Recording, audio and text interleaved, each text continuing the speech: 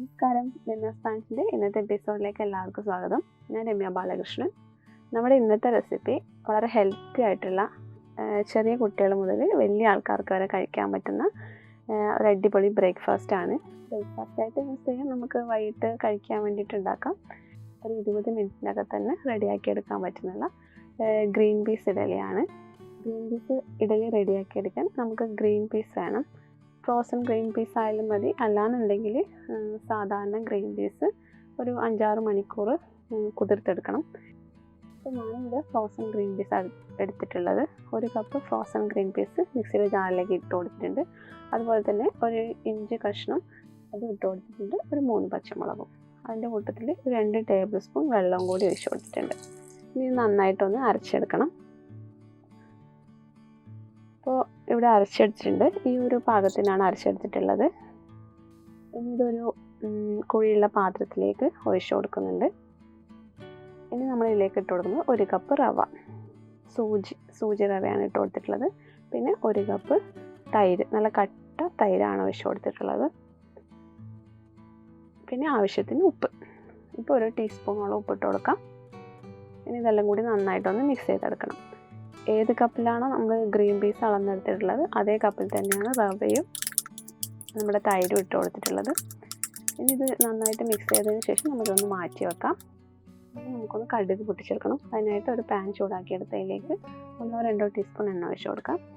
അത് ചൂടായി വരുമ്പോൾ അതിലേക്ക് കടുക് ഇട്ട് കൊടുക്കണം. പിന്നെ ഉഴുന്നുപരിപ്പ് 1 ടീസ്പൂൺ, പിന്നെ കുറച്ച് കറുത്ത മുന്തിരി. അത് കയ്യിലുണ്ടെങ്കിൽ മാത്രം ഇട്ട് കൊടുത്താൽ മതി.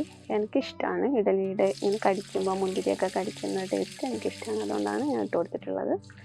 പിന്നെ ഞാൻ ഇട്ട് കൊടുക്കുന്നത് ഒരു 2 ടീസ്പൂൺ ചതച്ച മുളക്, അതും കൂടി ഇട്ടിട്ട് നന്നായിട്ടൊന്ന് മൂപ്പിച്ചെടുക്കണം. തീ ചെറിയ തീയിൽ വെച്ച് കൊടുത്താൽ മതി, ഒരു മീഡിയം ഫ്ലെയിമിൽ. പിന്നെ കുറച്ച് കറിവേപ്പിലയും കൂടി ഇട്ട് കൊടുക്കുന്നുണ്ട്. ഇനി നമുക്ക് ഗ്യാസ് ഓഫ് ചെയ്യാം. ഇതൊന്ന് ചെറുതായിട്ടൊന്ന് ചൂടാറി കഴിയുമ്പോൾ നമ്മൾ നേരത്തെ റെഡിയാക്കി വെച്ചിരിക്കുന്ന നമ്മുടെ ഗ്രീൻ പീസിൻ്റെയും റവയുടെയൊക്കെ മിക്സ് ഉണ്ടല്ലോ, നമ്മൾ ഇഡലി മാവ് അതിലേക്ക് ഒഴിച്ചു കൊടുത്തിട്ട് നന്നായിട്ടൊന്ന് ഇളക്കിയെടുക്കണം. ഇനി നമുക്ക് ആവശ്യം ഇനോ ആണ്. നമുക്ക് കടയിൽ നിന്നൊക്കെ വാങ്ങിക്കാൻ കിട്ടും. 1 ടീസ്പൂൺ ഇനോ സാൾട്ട് ഇട്ട് കൊടുത്തിട്ടുണ്ട്. ഇതില്ലാന്നുണ്ടെങ്കിൽ 1 ടീസ്പൂൺ ബേക്കിംഗ് സോഡ ഇട്ട് കൊടുത്താൽ മതി. ഈ ഇനോ സാൾട്ടിൻ്റെ മുകളിലേക്ക് 1 ടീസ്പൂൺ വെള്ളവും കൂടി, സാധാരണ വെള്ളം ഒഴിച്ച് കൊടുത്തിട്ടുണ്ട്. അപ്പോൾ ഇത് നന്നായിട്ട് പതഞ്ഞ് വരും. ഇതെല്ലാം കൂടി നന്നായിട്ടൊന്ന് മിക്സ് ചെയ്തെടുക്കണം. മിക്സ് ചെയ്തെടുത്തതിന് ശേഷം ഇഡലി പാത്രം നല്ലോണം എണ്ണ തടവിന് ശേഷം അതിലേക്ക് നമ്മൾ ഒരു 1.5 ടേബിൾ സ്പൂൺ വെച്ചിട്ട് ഇതുപോലെ ഒഴിച്ച് കൊടുക്കുന്നുണ്ട്. ഈ ഒരു പാകമാണ് നമ്മുടെ മാവിന് ഇരിക്കേണ്ടത്. ഒത്തിരി ലൂസാവാനും പാടില്ല, ഒരുപാട് കട്ടിയല്ല.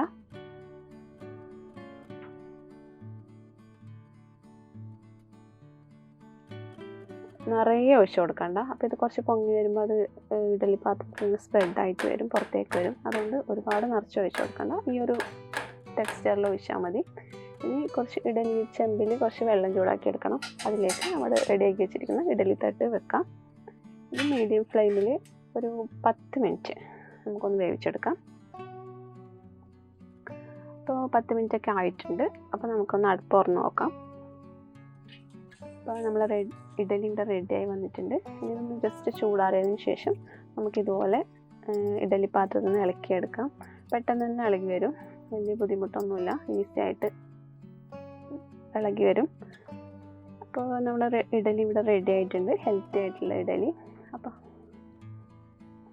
ഈ ഒരു റെസിപ്പി കുട്ടികൾക്ക് കൊടുക്കാൻ പറ്റിയ നല്ലൊരു ഡിഷാണ്. ഗ്രീൻ പീസൊക്കെ കഴിക്കാത്ത കുട്ടികളുണ്ടെങ്കിൽ അവർക്ക് കണ്ടുപിടിക്കാനൊന്നും പറ്റില്ല ഇതിൻ്റെ അകത്ത് ഗ്രീൻ പീസാണെന്ന്. അപ്പോൾ നമ്മൾ ഇതിൽ കടുകൊക്കെ വറുത്തിടുന്നതുകൊണ്ട് ഇഡ്ഡലിക്ക് നല്ലൊരു മണമുണ്ട്, നല്ല സോഫ്റ്റാണ്, പെട്ടെന്ന് ഉണ്ടാക്കിയെടുക്കാൻ പറ്റും. പിന്നെ ഇതിൻ്റെ കൂട്ടത്തിൽ തേങ്ങാ ചമ്മന്തി നല്ല ടേസ്റ്റാണ്, തക്കാളി ചമ്മന്തി നല്ല ടേസ്റ്റാണ്. കുറച്ചുകൂടി ടേസ്റ്റ് എനിക്ക് തോന്നിയിട്ടുള്ളത് തേങ്ങാ ചമ്മന്തിയാണ്.